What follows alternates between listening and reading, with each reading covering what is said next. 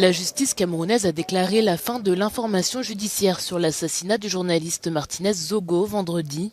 Cette annonce du tribunal militaire de Yaoundé intervient un peu plus d'un an après la mort de l'ancien directeur de la radio Amplitude FM. Elle signifie que le procès s'ouvrira dans les prochaines semaines.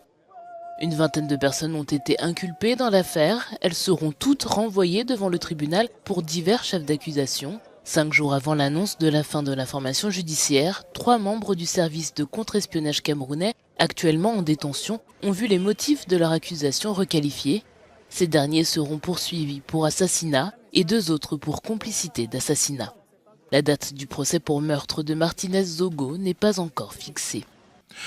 D'ores et déjà, la publication de l'ordonnance de renvoi du juge d'instruction, Pierrot Narcisse Nzié, nous donne une idée des méthodes terribles utilisées par les bourreaux du journaliste Fabrice. Oui, au fil des pages de l'ordonnance de renvoi, on apprend, grâce aux aveux des agents du renseignement impliqués dans cet assassinat, comment ils ont frappé le journaliste, lui ont coupé une oreille, infligé même des sévices sexuels avant de le tuer. L'affaire va être jugée devant le tribunal militaire de Yaoundé et les 17 commanditaires sont inculpés pour de nombreux faits allant de la conspiration à la séquestration, à la torture et l'assassinat donc du journaliste. Et parmi eux, on retrouve donc l'homme d'affaires Jean-Pierre Amougou Belinga, accusé de complicité de torture avec un soupçon sous-jacent de financement de cette opération, même si ce dernier chef d'inculpation n'a pas été retenu, je le précise.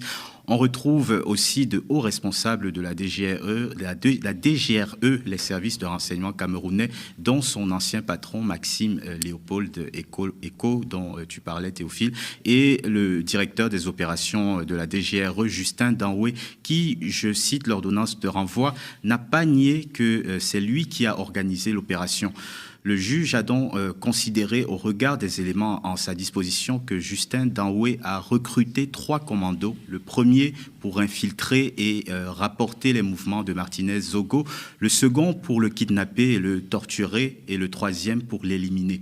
Alors, les médias camerounais avancent la date du 22 mars pour l'ouverture du procès et l'ordonnance de renvoi qui fait à peu près 20 pages détaille les charges suffisantes contre les 17 inculpés pour s'en remettre au tribunal militaire de Yaoundé.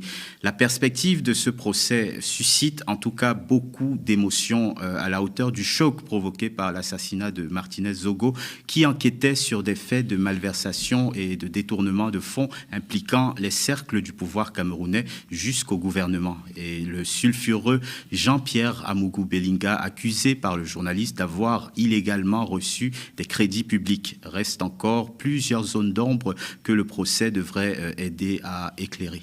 Une polémique a tout de suite suivi cette ordonnance du juge d'instruction, avec certains mis en cause qui s'estiment innocents et dénoncent, et je cite Maître Seri Zokou, avocat de Maxime Eko, des tentatives bien organisées de jeter en pâture son client et de le condamner bien avant le procès. Maître Seri Zokou exige un procès public. Quant à Maître Charles Tchongan, il demande un procès non seulement public mais télévisé. Qui serait souhaitable pour tous ceux qui veulent connaître la vérité, que ce procès soit télévisé. On a vu, n'est-ce pas, en Guinée, avec l'affaire d'Edi Camara, parce que quand vous avez, n'est-ce pas, chauffé l'opinion à blanc à ce point-là, il est bon que la vérité apparaisse, n'est-ce pas, au su et au vu de tout le monde. On a manifestement affaire, Jean-François Akanji Kombé, un théâtre d'ombre. Un procès public et télévisé, ce serait peut-être un moyen de relégitimer l'institution judiciaire. Je pense que il n'est pas exceptionnel qu'au début d'une affaire, il y ait des zones d'ombre. Par conséquent, c'est le propre de ce type d'affaire-là. Aujourd'hui, je pense que ce soit au Cameroun ou ailleurs, d'ailleurs, ce type de procès qui a vu les implications, les personnes qui sont impliquées, notamment vu leur position dans le système politique et le système administratif du pays, il y a intérêt à ce qu'on ne laisse pas le soupçon continuer à planer, parce que il y a les personnes qui ont été inculpées, mais il y a aussi tous les soupçons de connexion parce que c'est une organisation. Je ne la qualifie pas parce qu'il appartiendra au juge de qualifier, mais les Camerounais ont besoin de savoir, ont envie de savoir, doivent savoir, et même, je dirais, l'Afrique centrale doit savoir, puisque parmi les personnes que vous avez citées, il y a Moukou Belinga qui a étendu en quelque sorte son influence au-delà des frontières du Cameroun, et notamment en République centrafricaine où il était le conseiller économique du président Touadéra, donc avec des méthodes et des pratiques dont il est question ici, dans cette affaire-là. Donc nous avons tous envie de savoir, et le procès, qu'il soit public. Un tel procès ne peut pas ne pas être public, qu'il soit télévisé, juridiquement, enfin politiquement ce serait très bien, mais même d'un point de vue, d'autres points de vue, c'est une sorte de catharsis de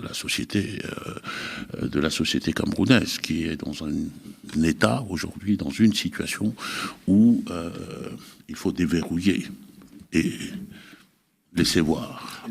Juste souligner que le président Archange Touadéra justement était au Cameroun en fin d'année dernière, président centrafricain, pour, selon des indiscrétions, plaider en faveur de la libération de Jean-Pierre Amoukou Belinga. Et il y a eu une espèce d'imbroglio dans cette affaire parce que 3 juges d'instruction se sont succédés lors de l'instruction, l'information judiciaire. Le second juge a décidé de la libération de Jean-Pierre Amoukou Belinga, ce qui a provoqué un tollé parce que l'affaire ne faisait que commencer et livrer ces détails les plus scabreux. Et aujourd'hui, enfin à cette période-là, le tollé a été tel qu'on a dû changer le juge d'instruction pour avoir une nouvelle perspective. Mais hasard du calendrier, c'était à la suite de la visite du président centrafricain. Alors, Niagalé, au-delà des secrets autour de cette affaire, elle dévoile de manière crue quelque chose qui relève, on va dire, de la nature du pouvoir camerounais, en tout cas des pratiques de ces sécurocrates.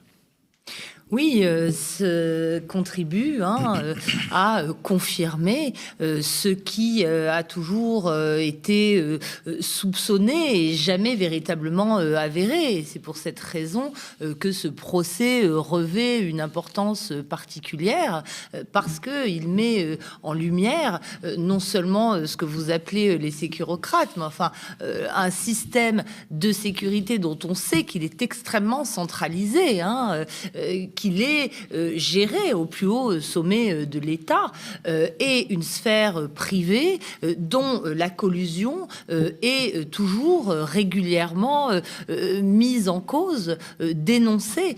Aujourd'hui, on s'aperçoit que la justice, et non seulement au Cameroun, mais comme vous l'indiquiez, on l'espère plus largement, apparaît comme un instrument de démocratisation aussi de ces sociétés, comme un instrument pour faire la transparence sur un certain nombre de pratiques. On voit aussi dans cette affaire, bien entendu, le lien avec les médias, puisque c'était Martinez Zogo, une figure absolument emblématique et particulièrement écoutée, appréciée. Et c'est sans doute grâce à cette aura, à cette notoriété dont il jouissait, que cette affaire n'a pas pu être passée sous silence. Et on s'étonne aussi, quelque part, malgré l'horreur qui vient d'être décrite, de l'amateurisme qui a présidé à cet assassinat, parce que immédiatement après, des procédures se sont mises en marche, ce qui dénote aussi peut-être le fait que sous un couvert de chape de plomb, étant donné notamment la longévité et de la vie et de l'exercice du pouvoir du président Biya, qu'il y a sans doute des choses qui se passent au Cameroun qui peut-être pourront se manifester de manière plus affirmée lorsque l'on passera à l'ère post-président actuel. Jean-François Gicombé, on peut aussi peut-être penser que la lutte des clans autour du président Paul Biya explique les polémiques actuelles, parce que en gros, c'est un certain clan qui est accusé d'avoir tué Martinez Zogo, et ce clan-là considère que, bon, en réalité, ce n'est pas tout à fait lui, c'est un autre qui, justement, voulait lui mettre ça sur le dos. Il y a quand même une forme de pourrissement. Nous sommes dans une ambiance de fin de règne.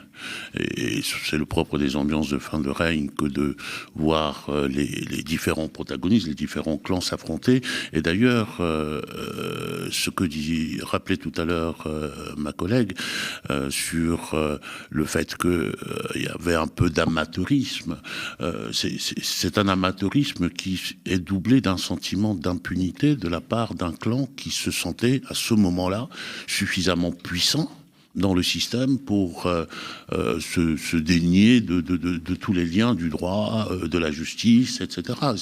Et ce sentiment de puissance-là, c'est pour ça que je disais qu'il y avait sans doute des dimensions, je dirais, sous-régionales.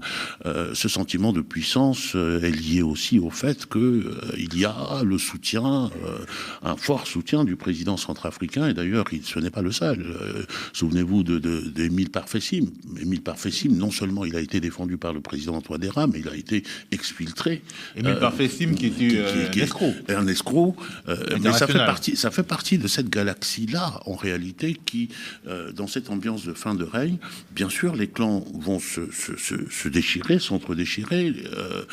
Aujourd'hui, la justice est le seul médiateur et le seul élément qui peut tempérer tout cela. Et heureusement, fort heureusement, c'est l'une des raisons pour lesquelles il faut plaider vraiment pour que ce procès-là soit public et que ce procès-là que les citoyens camerounais puissent le suivre, parce que la suspicion aujourd'hui extrêmement forte d'un système qui est dans un état de pourrissement. On peut employer le bon terme, qui est arrivé à l'état de pourrissement aujourd'hui. Je vais faire participer un peu notre camarade Félix Yachadé, qui se trouve à Dakar. On a l'impression que cette affaire Zogo ne suscite pas le même émoi international que l'affaire Zongo, du nom d'un journaliste tué en 1998 au Burkina Faso. Pourquoi, à votre avis, est-ce que l'Afrique centrale, finalement, est moins monitorée, moins surveillée par les diplomaties sur le plan des droits de l'homme? Est-ce qu'on banalise les violations des droits de l'homme en Afrique centrale vues d'Afrique de l'Ouest? Il y a peut-être de ça, mais il y a aussi sûrement que la société civile, notamment les organisations de défense des droits de l'homme camerounaises, ne sont peut-être pas suffisamment connectés avec les associations des autres pays au plan mondial pour pouvoir mettre devant l'actualité des situations aussi dramatiques que celles qu'a connues ce journaliste. Moi, ce que j'aimerais ajouter sur le sujet, je suis quand même un peu étonné qu'il n'y ait pas de politique qui soit renvoyée si procès doit avoir au tribunal, devant la cour, parce que j'espère bien que pour prendre ce genre de décision, c'est-à-dire éliminer physiquement un citoyen camerounais, qu'il faille quand même que l'autorité politique puisse donner son feu vert, parce que sinon ça voudrait dire que les services de renseignement sont laissés à eux-mêmes et qu'il n'y a aucun contrôle politique sur eux. Et c'est extrêmement grave. Donc moi, c'est ça ma préoccupation, de savoir si il y aura à ce procès un ou des politiques. Parce que je ne crois pas un seul instant, et j'espère ne me tromper, que les services de renseignement camerounais ne sont pas sous d'autorité politique. Voilà. Alors Fabrice, il y a manifestement, enfin dans la liste des 17 noms d'inculpés, il n'y a pas de politique, et surtout dans l'ordonnance du juge d'instruction, on voit apparaître un système de surveillance des journalistes qui est une forme de business as usual. Oui, de surveillance des journalistes, le document de renvoi, d'ordonnance de renvoi, nous signale, je pense à sa page 10, si je ne me trompe pas, que l'ancien directeur des renseignements tenait une liste presse une liste rouge presse pour pouvoir surveiller les journalistes. Les journalistes à problème, on va dire, oui, entre guillemets. Oui, exactement. Alors, 2 écueils dans ce que j'ai entendu. Premièrement, je pense que effectivement, je pense que c'est une ambiance de fin de règne, mais ce n'est pas une ambiance de fin de système. Malheureusement, le système Biya, le système RDPC, plus que le système Biya, puisque Paul Biya est âgé de 91 ans. On sait tous que naturellement... Le pilotage automatique. Et puis naturellement... pilotage. C'est-à-dire que c'est l'arbre qui cache la forêt d'un système, et le système est bien installé, très bien installé. Aujourd'hui, on a effectivement un procès dans lequel il y a des ramifications politiques au plus haut niveau. Le Jean-Pierre Abougou Belinga est lié à des gens comme le ministre des Finances, Louis-Paul Motazé, comme Jean-Pierre Esso. Donc, je pense qu'aujourd'hui, ce sont des fusibles, en fait, à mon avis, ces personnes-là qui sont présentées devant la cour. Certes, des personnes importantes, c'était pas n'importe qui, Jean-Pierre Belinga Abougou, mais ça reste quand même des fusibles pour ne pas avoir à atteindre les personnes les plus haut placées politiquement. Comme Laurent Esso. Oui, voilà, et c'est absolument catastrophique pour la suite, parce que ça veut dire qu'on est dans un système qui ne se remet pas fondamentalement en question. Deuxièmement, il y a eu des réactions internationales. L'affaire a fait beaucoup de bruit. Reporters sans frontières, surtout. Oui, Amnesty International, Audrey Azoulay à l'UNESCO qui s'était aussi ému de la situation, ce qui, dans la foulée, a déclenché assez rapidement l'enquête conjointe entre la gendarmerie et la police nationale, instruite par le président de la République. Ce qui montre bien à quel point le système, et le Niagalé le disait, très centralisé, vient beaucoup du haut de la présidence et montre qu'on est dans un pays où le système, malheureusement, est ancré dans une certaine peur de la contestation, peur de l'autorité ultime du chef de l'État, mais surtout de toute cette cour qui l'entoure et qui lui est totalement dévouée. Mais aujourd'hui, vu son âge, qui est capable aussi de prendre ses propres décisions, je me demande dans l'intérêt de qui, mais certainement pas dans l'intérêt du peuple. Niagalé. 2 éléments. D'abord, sur la question de la résonance sur le continent africain de cette affaire. Alors, en effet, les médias internationaux ou les organisations de défense des droits de l'homme ou des médias de la liberté de la presse se sont émus.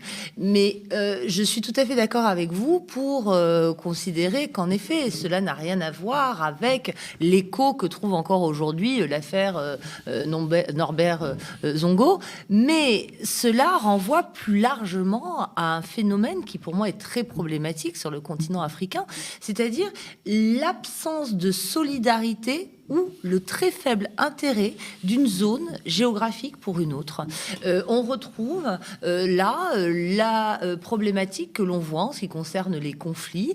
Il est très rare dans la presse africaine en général de lire au Sahel, dans les médias, des éléments sur ce qui se passe en RDC, sur ce qui se passe en RCA, de lire en Éthiopie des éléments sur ce qui se passe au Mozambique, de lire réciproquement une préoccupation mutuelle pour ce qui se produit en Afrique, alors même que le continent reste extrêmement extraverti en se focalisant sur des événements qui se produisent ailleurs qu'en Afrique. Aux États-Unis. En France, en Ukraine, en Russie.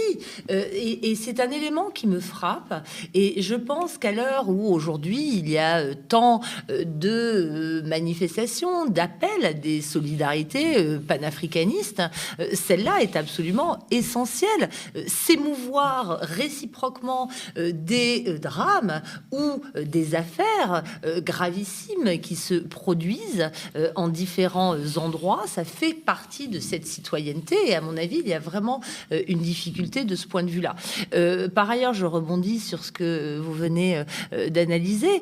Je pense qu'en effet, il est essentiel aujourd'hui de comprendre que la gouvernance en Afrique, et il n'y a pas que le système Biya qui est concerné, elle est incarné par une figure, mais qui, en réalité, ne fait que être la face émergée de tout un système de relations de pouvoir, de solidarité, qui sont beaucoup plus difficiles à remettre en cause. On a souvent l'impression que des élections vont changer les choses, qu'un coup d'État va changer les choses. Non, très souvent, le système lui-même demeure. Je pense qu'un pays comme le Gabon est intéressant de ce point de vue-là. On va voir ce qui va se produire.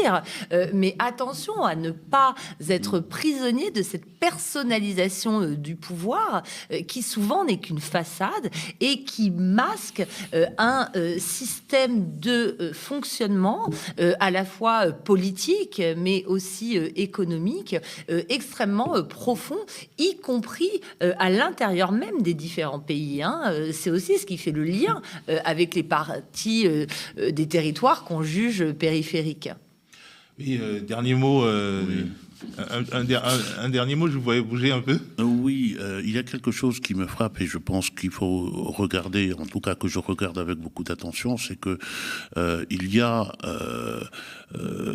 d'un côté un journaliste dont les droits et un système qui avait ciblé des journalistes dans un contexte où il ne s'agit pas seulement d'un ciblage politique, mais il s'agit aussi d'un ciblage par des groupes de presse ou des groupes de médias, c'est-à-dire par une collusion économique.